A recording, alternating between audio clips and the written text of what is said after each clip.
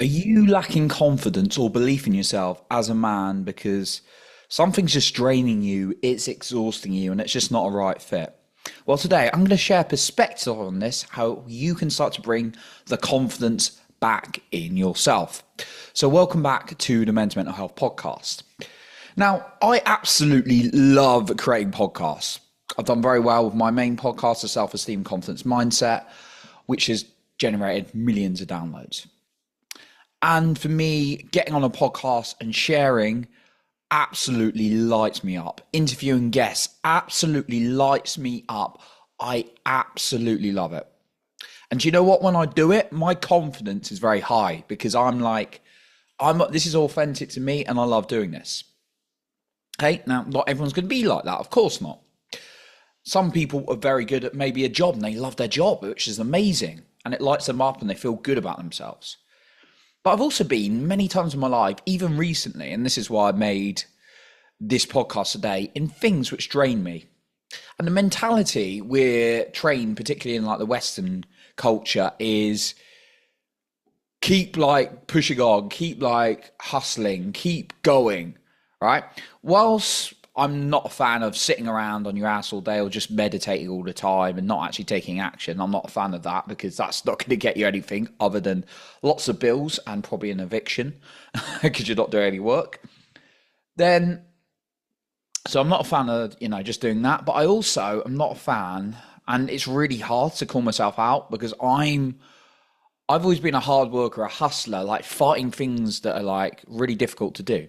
And of course, sometimes you have to do things like in school. I remember working really hard to get my exam results. I can remember working really hard in certain things, but like sometimes just something's not meant for you.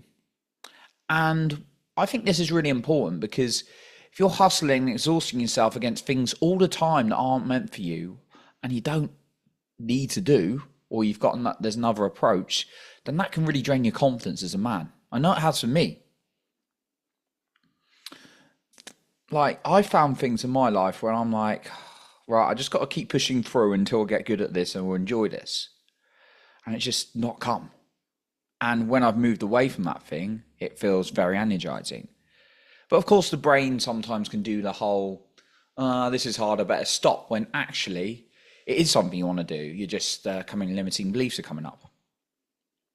So for me, I wanted to talk about this because so many times we're also taught work on your weaknesses. I don't think that's smart, personally. I think you work on your strengths and then other people will have skills on your weaknesses. Now, if you're starting a business with zero capital, of course, like I've definitely had to done, you have to do things that aren't necessarily your skill sets. But if you're continually living your life, I believe, as a man, from things you're just not meant for, you don't want to do, then it can be really exhausting. I'll give an example when I did this younger, when I was in sport. I really tried to become a fast 100-meter sprinter. But at the end of the day, I just couldn't run under 12 seconds. People in the Olympics are running at least 10.5 or below. But like, to get under 12 seconds was pretty impressive for like when I was my age and in my late teens, early 20s. But I just couldn't do it because I was not built for it. I worked really hard and I kept showing up, but I just wasn't there. Some people were natural, very, very quick with little training. And obviously, if they trained themselves, they could get super, super quick, maybe low 11 seconds or high 10 seconds. And it just really, it's really an interesting perspective. So I want to share this. As much as you can in life, work on things that light you up and are in line with your strengths. So, what can you do? Number one, what lights you up from an energetic feeling point of view? Not a logical, like, oh, this would be a good career to do. I'm talking about what lights your body up because I've learned that I have a deeper intuition, and that's from my heart. And my heart knows, whilst the mind try and makes up things to keep us safe a lot of the time. But it is a good way to create plans, obviously. But lead from your heart and then create the plans from your mind. But what in your body feels good when you do it? Like, it could be anything. It could be something silly. Like for me, I like playing around with spreadsheets. It doesn't make any sense, but I just do it. It's fun. I love podcasting. I never thought I would like be a podcaster when I was younger. Well, they didn't exist, I don't think, in the early 90s. It's radio and all that kind of thing. But like, I don't get it just lights me up in a different way. Talking to people, certain people lights me up. And like people, relationships, not just intimate relationships, but people you meet. Like something just light up connections and other things don't. Right? Um I've recently met someone and she's absolutely amazing. And it like logically made no sense before. But like she just makes me feel amazing. And she says the same about me to her. But like that's just a feeling in your body. It's like or like connecting with other people. Like I've got people I get on with really well. And actually it does, sometimes does logically make sense as well. Like I feel really good hanging out with the guys in football. It just feels good, right? That's why I socialize with them. Or like there's friendship groups I've got. Like I went to California recently, and just hanging out that group felt amazing. So, what for you feels good? Because this is certainly a latest realization on something I've stepped away from, where it just logically made sense, but like inside it didn't.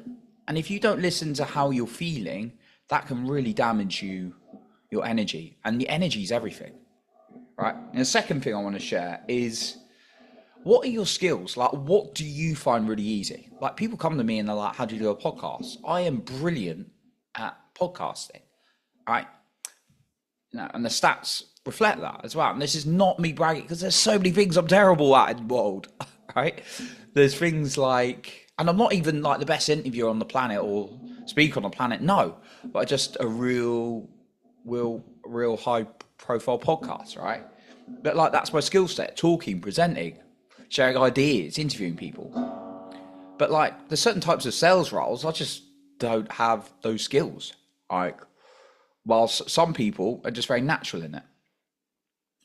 So, what are the skills you naturally are really, really good at? And then think about that. And the third thing is, what are you curious about? Like, you may not know if you're good or it lights you up, but just explore things you're curious about. Maybe there's a sport, an activity, hang out with a certain person, and you're just curious. Will I get on with them? Will I enjoy that? The more you do that, the more you're going to learn. But you're not going to learn by thinking about it and then weighing out all the decisions. You learn by doing. Like the amount of times, like I've tried sales roles, I've tried like jobs, I've lost jobs, lost applications. But the amount of experience I've had from learning from those things is like, you just can't make that up. So get curious and do more things. If something doesn't feel good for you, do something else. Now, weaknesses. I want to talk about this because that is about like exploring what your strengths are and going more into that. And I want to talk a little bit about like things that just don't feel so good or perhaps you're weaker at. So number one, if you don't have to do it, don't do it, right? If you don't have to do something and it's not giving you any money and it's not like, if you want to move out of your job and you want to start something else, obviously there's a bit of logic to it. You got to make a financial plan, have some save, all those kind of things, right? But if there's something where you don't need to necessarily do it, you don't need to be there, even if it's a relationship with someone, you do not need to have it or do it, then don't. Like, we make it really complicated and hard. And you're talking to a person who's got one of his biggest limiting beliefs in life, has always been, I'm still working on it, I've got to be honest, is life should be hard.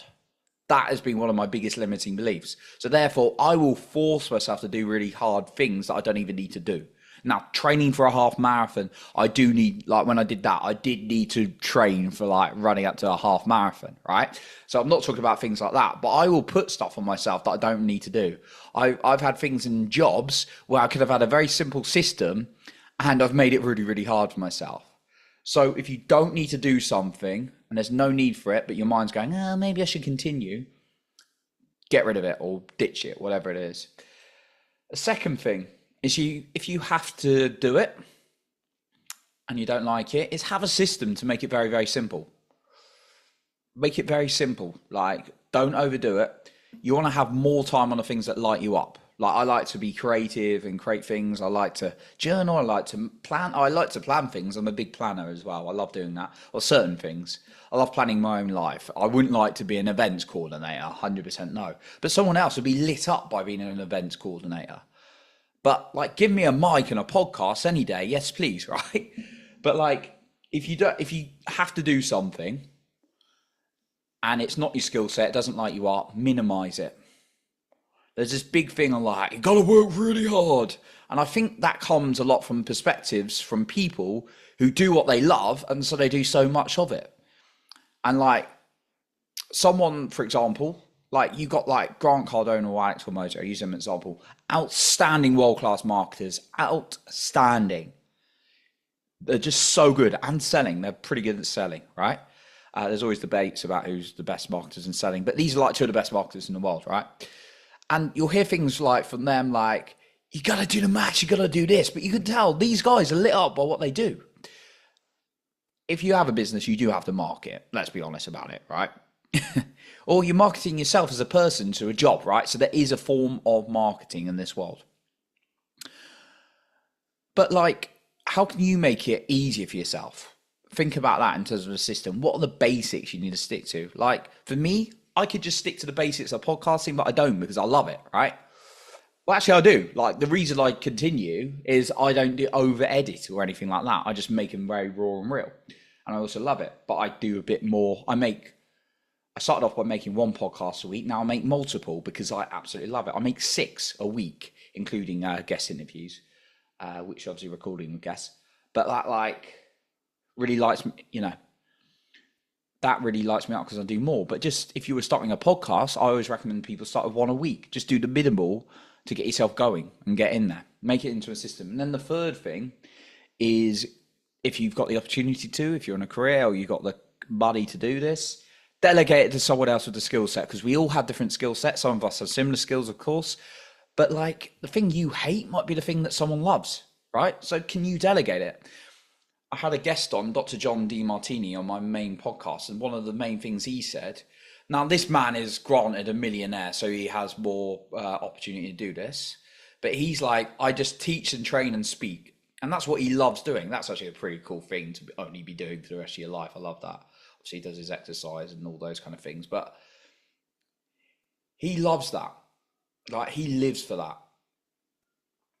Whereby somebody else, like, he doesn't like doing all the admin or the organization. He gets everyone else to do things for him. Now, of course, when people have got the capital and the money to do so, you're going to be able to delegate and give more things to other people. But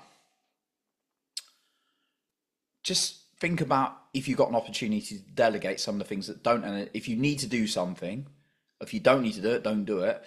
But if you've got the opportunity to delegate it to other people, do that. That's another option. So just to go over the points again, because I see a lot of people struggle with things they're not good at or not got the skill sets in, and they focus so much on that and it exhausts them and drains them. Now, obviously, use your common sense is the main message here. Like, if you job's like that for you and it drains you, find yourself another job or find a escape plan on how you're going to get out of that and make your own money. But yeah, like, look at your strengths. What lights you up? What feels good? What are your natural skills? And what are you curious about learning? And then in terms of moving away from things that don't light you up, if you really don't have to do it, don't do it, of course. Don't make it hard on yourself. If you have to do it, systematize it is one approach you can do. So make it as simple as possible for yourself. And then the third point is delegate it to someone else.